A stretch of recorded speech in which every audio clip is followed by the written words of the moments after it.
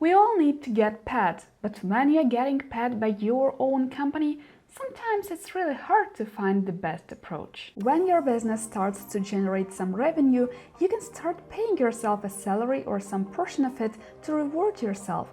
This is a good approach to follow, but if you're a sole proprietor, you have to be realistic in the early stages of business.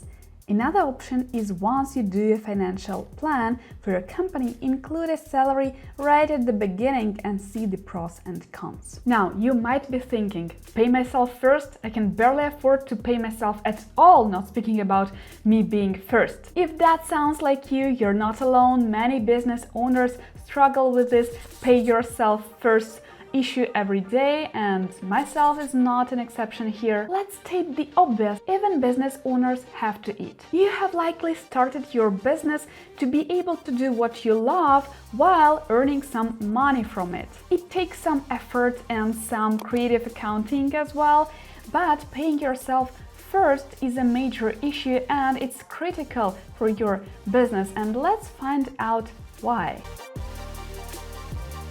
Before jumping up and down, clapping your hands about getting a paycheck, let's look closely at the numbers. Like you probably already know, profit and revenue are not the same things. You probably have many obligations where your money might go, like employee salaries, taxes, utilities, tools that you use and that you have to pay for on a monthly basis, and so on and so forth. So this all goes into your expenses, taking the cut from your revenue. And don't just look at the current numbers either, because there might be future expenditures such as taxes to be paid soon, or your personal expenses even, like you having to pay for your food, for your rent, for your car, whatever. These all should be included in your calculations, and they should be absolutely be kept in mind, because you have to eat, you have to live somewhere while you're building your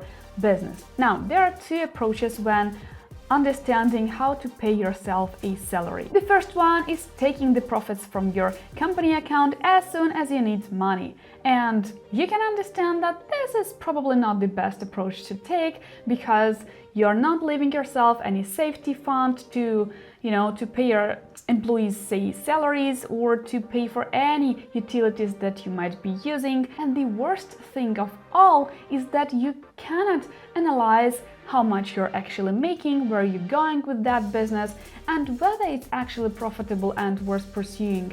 Yes, you might not need much in terms of your expenses, but then you cannot actually calculate and estimate whether your company, whether your business is going in the right direction. The second approach would be to pay yourself just enough to get by. If you're still in the startup phase, if you have just started your business, probably you don't have huge profits and huge revenue as well coming into your company account. So you might probably want to start with a smaller salary, with a smaller wage, and then increase as your revenue and profits increase. Because as your business grows and your profits grow, you might reapproach your salary and pay yourself what you think you are worth. And the idea here would be to look at your local companies, like how much they are paying for professionals in your position. And of course, don't compare yourself and your salary to the salaries of similar professionals living, say, in New York City or in Northern America, when you're yourself living, say, in India, in Asia, or in Eastern Europe, where the salaries are a little bit lower. And if you haven't already, either invest into some accounting software to keep track on all your business expenses and on all the invoices and all the payments that you're making, so all the transactions. Or use Excel spreadsheets, or if you have an accountant, make sure that all of this data is accessible for you to check in regularly. You can actually ask your accountant which business models use best for you, because on your business model depend your taxes. Or you can watch my video over here where I talk in details how you can do the basic accounting in Excel spreadsheets, and you can actually download the template of that financial planning in the description box of that video, so make sure you check it out. If you're just starting out, I'm sure you don't have a lot of budget to invest into accounting software. As soon as you can afford it, do, but until then, that would be a great option for you. Check it out. Coming back to the salary question, pay yourself consistently and make sure that these transactions are being reflected in your accounting software, even if it's Excel spreadsheets. Paying yourself consistently on the same day, every month,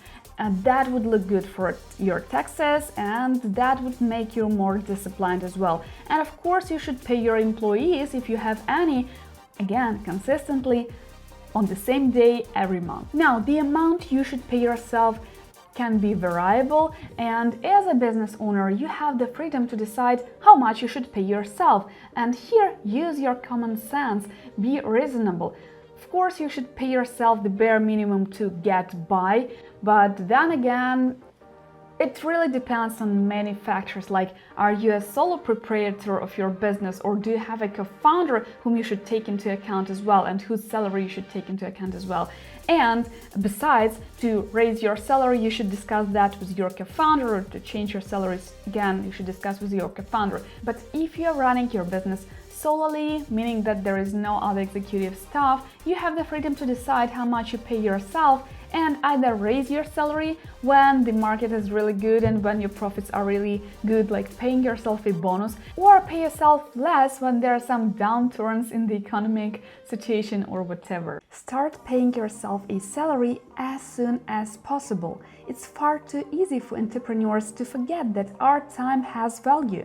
Putting aside money for yourself helps ensure your business is profitable and sustainable. For the first while, you may have to throw it right back into the company, but make sure you've determined at the earliest possible stage how much you want to be drawing out of the company based on how much you're worth. Now let's talk about perks and benefits. If you have any benefits for your employees or any perks for your employees, you can apply those for yourself as well. I mean, probably you don't have much to offer at the launching stage when you're just starting out your business and in the first years of operation, but as soon as you have any benefits programs or perks programs or whatever, you can in some cases extend those to include yourself as well. As a mere example, in my company, we are a pretty small team, and I don't have an opportunity to pay any perks or benefits, I mean money-wise. However, we do pay for online and offline courses, like for education of our employees that is related to their profession. For example, they want to level up their skills in programming or to shift their direction a little and learn something new. And this way, we both would benefit. We would pay them for a course and they will acquire more and more skills to be like more expensive on the job market, and we are getting a higher paid professional whom we can sell to other projects and whose new skills we can apply in other projects. And I have extended this practice to myself as well, because when I wanted to take some sales course on Upwork, I did that and we paid for that course from our company's budget. So in some cases, you can extend the perks and benefits of your company, whatever they are, to yourself as well. Now, an important rule, watch out for this pay yourself pitfalls practice. That's a destructive practice. So when you own a business and when you have the access to the company's budget, it's pretty tempting to take a little bit here and there as you need it. Don't do it. For example, if you have a corporated entity, say you are incorporated, that may be illegal for you to do so. That is illegal to use your company's money for your personal expenses, so don't make yourself any trouble. For example, when we pay taxes in our company, we have to provide for each transaction, even if it's as small as $5 when we pay for our servers, we have to provide documents that we are actually getting some sort of service for that money. We're not paying those money like for food or for a cup of coffee for our personal expenses. We don't do that.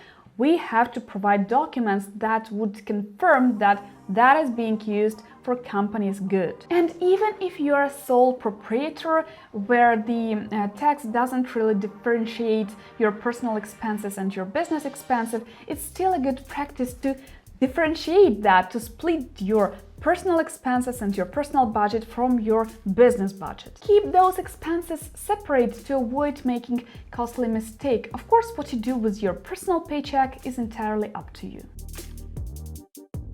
Pay yourself now. The business will always need something: money for growth, equipment, and staff. If you wait until the business can afford it, it may not happen, so add it to the budget. Start in small increments and work up. Otherwise, what are we all doing this for? Now let's talk about takeaways you can use. And let's start with the first one. And that is, your accountant or your common sense are your best friends in terms of defining how much to pay yourself. For me, it has been a common sense. How much can I set for myself and my co-founder without breaking the bank or taking too much from our company account? Because I had to make sure I'm the one paying salaries, so I have to make sure that all of our contractors will be paid next month, not this month, next month, and that all of our next month's expenses are covered, and all of the utilities like online tools that we use are covered, and then out of the remaining sum to pay myself and my co-founder a tiny something to keep myself committed actually. And that is where the next tip comes from. Paying yourself a steady salary as a business owner is a sign of your commitment as a business owner, and that is the truth. I have made a mistake of not paying myself a salary in the first several months of our operating on the market, and I regret that, because not only did it result in my not committing enough to my business, I actually started to think of our business more of like a burden and not as a business, you know? And yes, I became less and less committed to that business, and that led to my resentment towards my own business. You don't want that. I wish I took a different, more reasonable path, but it seems that I'm the one who learns on her own mistakes best, and you can learn on mine. Remember, you have started your own company at least in part to help yourself. Paying yourself first is the best way you can accomplish that. If you agree, hit the like button. If you disagree, hit the like button. Subscribe to the channel if you want to learn more on how to launch and grow your business. And go and check out these videos next, where I talk in detail how to launch and grow your service-based outsourcing business. See you there.